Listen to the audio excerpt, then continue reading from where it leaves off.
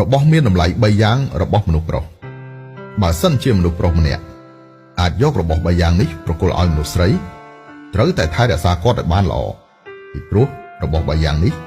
មានតម្លៃខ្លាំងណាស់សម្រាប់មនុស្សប្រុសគេទុកសម្រាប់តែមនុស្សស្រីដែលគេស្រឡាញ់បំផុតតែប៉ុណ្ណោះជាពិសេសរបស់ទី3ចុងក្រោយទី1លុយកាក់របស់មនុស្សប្រុសលុយកាក់មនុស្សប្រុសនៅទីណាចិត្តគេនៅទីនោះដែរបើសិនជាមានមនុស្សម្នាក់ដាច់ចិត្តចំណាយលុយលើអ្នកត្រូវតែរក្សាគាត់ឲ្យបានល្អទី2ពេលវេលារបស់គេពេលវេលារបស់មនុស្សប្រុសថ្លៃណាស់គេទុកពេលវេលាគេសម្រាប់តែមនុស្សស្រីដែលគេស្រឡាញ់តែប៉ុណ្ណោះទី3សេចក្តីថ្លៃថ្នូរសម្រាប់មនុស្សប្រុសសេចក្តីថ្លៃថ្នូរសំខាន់ជាងមុខមាត់ទៅទៀតអ្វីអាចបាត់បង់បានតែសេចក្តីថ្លៃថ្នូរនិងគោលការណ៍មិនអាចជន់ឈ្លីបានទេដូច្នេះបានថាបើសិនជាមនុស្សប្រុសម្នាក់